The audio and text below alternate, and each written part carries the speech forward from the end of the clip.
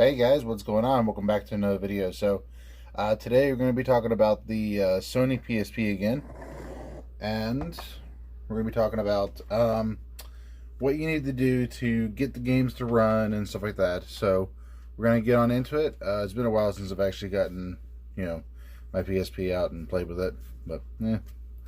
Okay, I'm going to show you guys how to add the ISO files for the games and any emulators and such that you may want. So, excuse me. So, I'll see you there.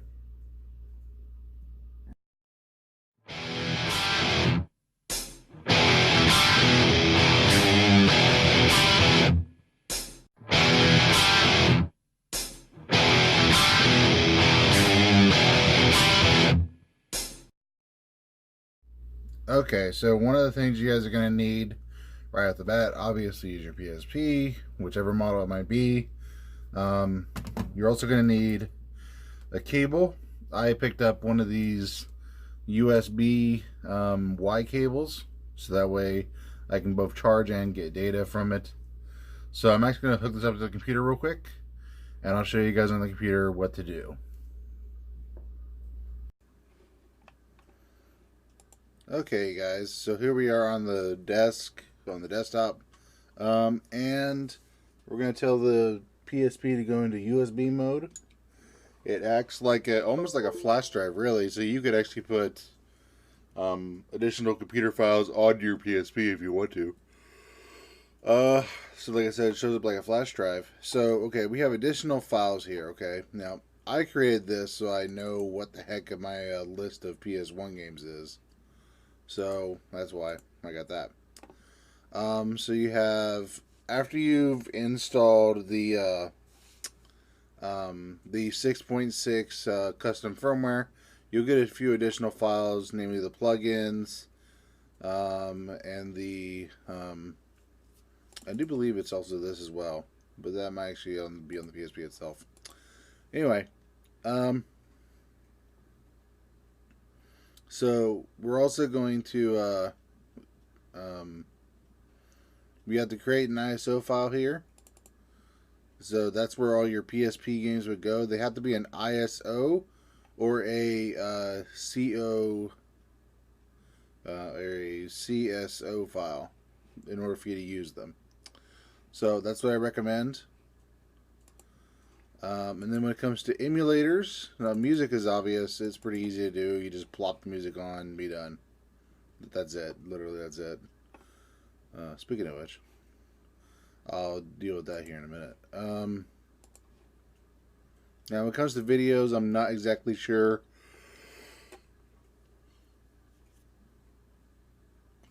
Didn't really use that feature like at all. So I don't know exactly how that works. You got pictures, Okay, so anyway, when it comes to emulators, you go into the PSP Common. Now, here's an interesting thing, okay? Let's say you've been playing all your games on, I don't know, a PSP emulator, right? If you want to move those over, you just go into your save data, wherever it's at, just move it over, and it works perfectly fine. Now, any Japanese games will not work on. So the PSP is region locked. So let's say you pick up like in my case, I have a 1000 model, which is a U.S. only region locked. It cannot play PSP games that are meant for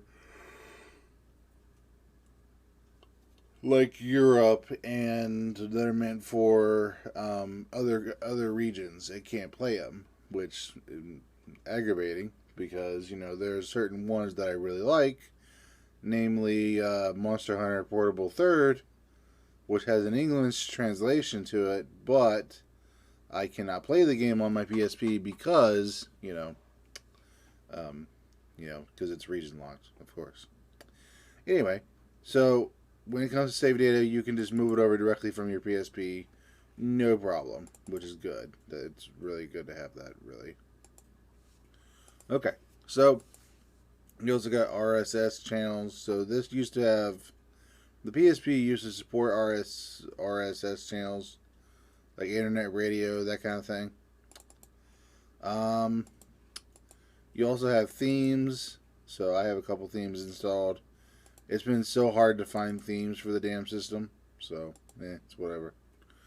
And then when it comes to the main thing is your emulators. Now I have, like I said, I got all my PS1 games on here too, so that's why you guys saw all the extra stuff.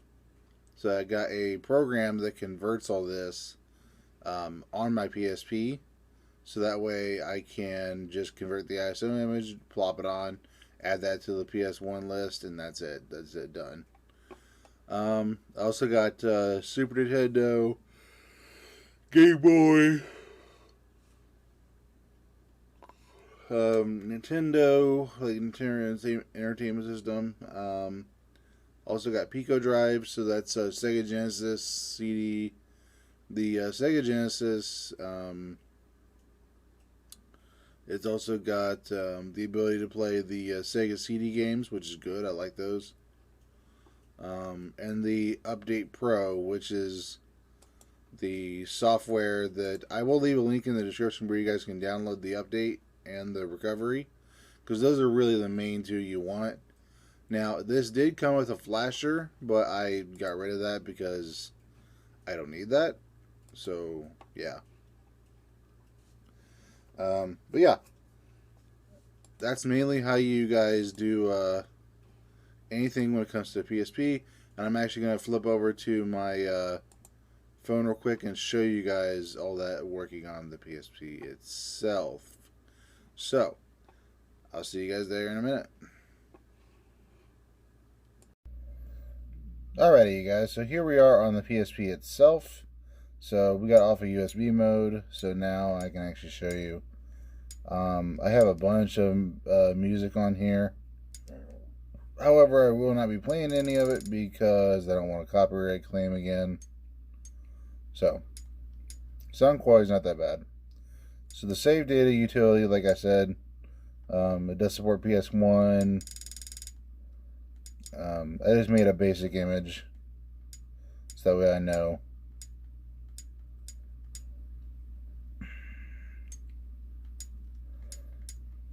So, I forgot that the PSP could do game sharing just like the DS could. Now, a lot of the stuff that was originally for the PSP, like the RSS channel, the internet radio, the remote play might still work. That no longer works. It hasn't been years since that thing worked. Online manual, that you can't even find that now. The browser does work slightly, and I mean ever so slightly. Don't even try signing into the PlayStation Network. It just doesn't want to load anymore. So, that's whatever. Anyway, but the main thing you guys are here for is the games. So I have a lot of games on here. So it's reading the memory card right now. So I have PS1 games. I made the background images for these so I can actually see the games and stuff like that. So I can know exactly what game goes to what. Not sit there and guess for 20 minutes what's for what. So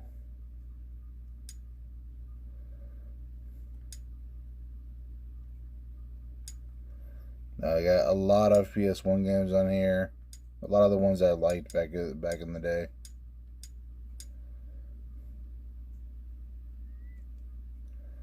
Let's run some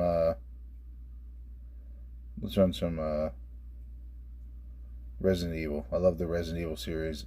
So good. Let's turn on this light real quick so you guys can see the screen better.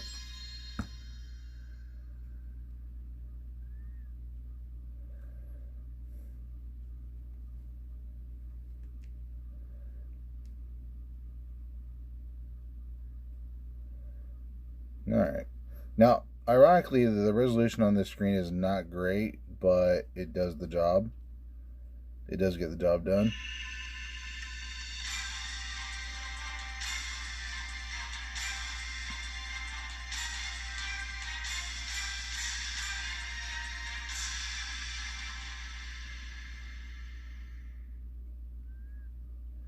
Now, unfortunately, okay,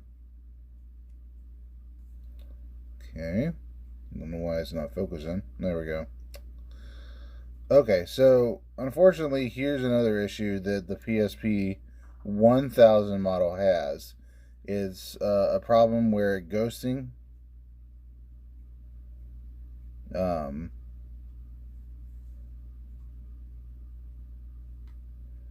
Ghosting is a very major issue on the first generation PSP.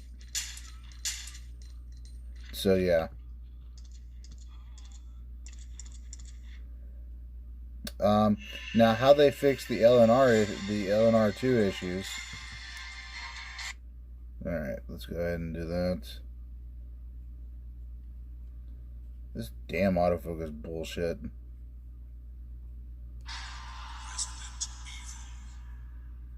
You can hear it no problem, probably. Now the cool thing is you don't have to worry about memory cards getting getting filled up and stuff like that. You just have to worry about backing up your memory card. That's all. That's all you should have to worry about. So yeah, this does work really well. I can aim, I can shoot, I can do whatever.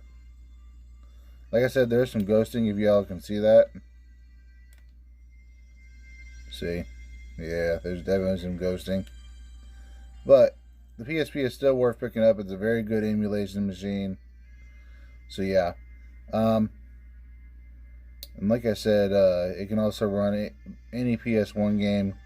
Now, how I did it is the LNR, the first LNR is the shoulder buttons here, but the LNR2s are the left and right on the D-pad. And then the combined one is up, and the down button doesn't do jack crap.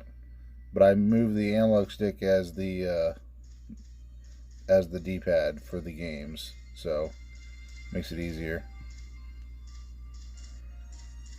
So yeah, this would be good for like playing like almost any PS1 game really. So, alright, I'm gonna go ahead and hop over to the emulators so I can show you guys. Now here's another issue that that you will run into when using the bigger memory card sizes is the load times. The load times are awful. So I have 128 gigs in here, so sometimes it takes about 10 seconds for it to react. But since it's already loaded up, I don't have to worry about it as much. So I have a bunch of PS1 games here and PSP games, so you can play like any major game out there, except for if it's a different region. I don't know if y'all played this, but this was a good game back in the day. Resistance, another good series.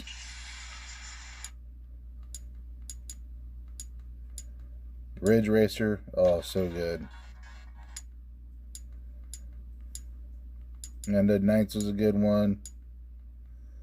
Sims 2, ironically, my girlfriend is a simmer, and she just started up her own channel. So go ahead and check her out. I'll leave a link in the description. So, also you got some of the mini series for the PS. Ironically, Jetpack Joyride started on the PSP and PS3. So you know, that's good.